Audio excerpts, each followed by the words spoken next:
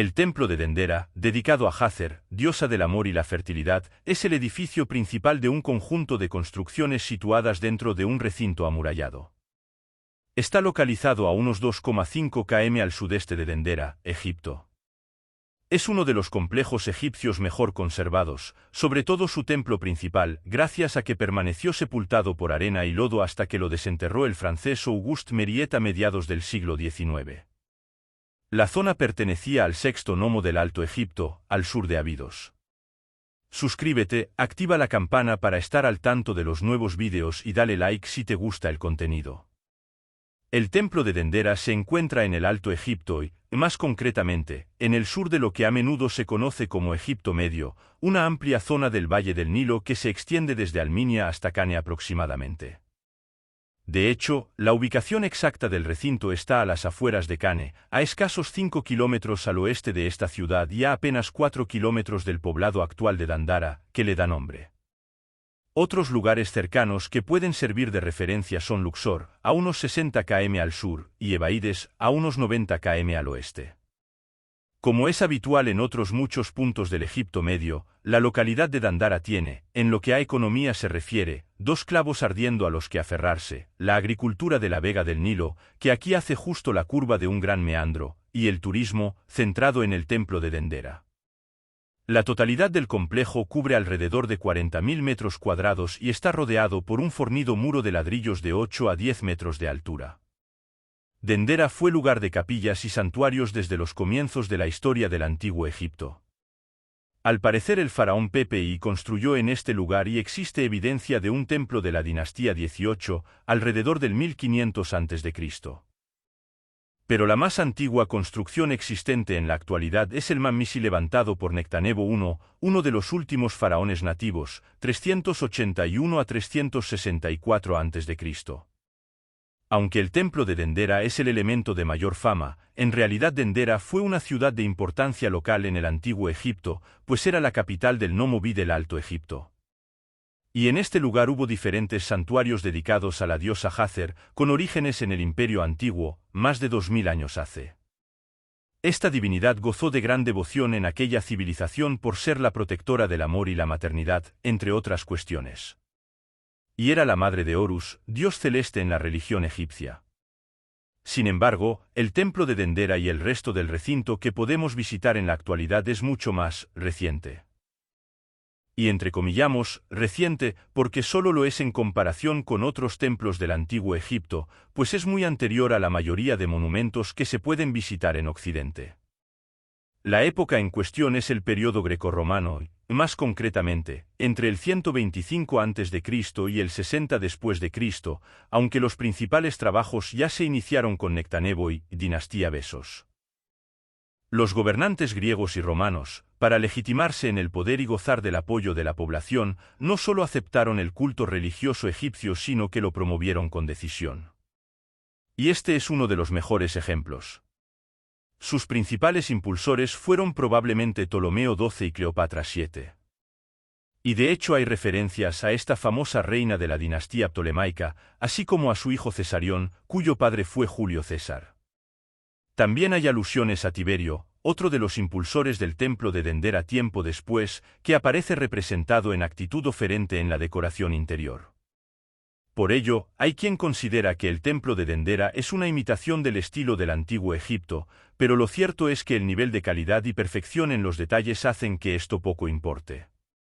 Y así lo pensaban también los egipcios que disfrutaban de este recinto mientras tuvo vigencia, pues aquí se celebraban algunos ritos multitudinarios. Por ejemplo, la procesión fluvial que protagonizaba la estatua de la diosa Hathor en su barca para, Nilo abajo, encontrarse con su hijo y posteriormente pareja de Horus, en su templo de Edfu. Además de esta procesión fluvial, cuyas festividades se podían prolongar durante días, el templo de Dendera era el final de la peregrinación de muchos fieles, en especial mujeres que invocaban a Hathor, por sus poderes maternales, y enfermos, pues creían que también tenía poderes sanadores. Peor le fue a este templo con los fieles del cristianismo copto, quienes la tomaron contra la diosa Hathor, dañando su rostro esculpido en los capiteles de las columnas.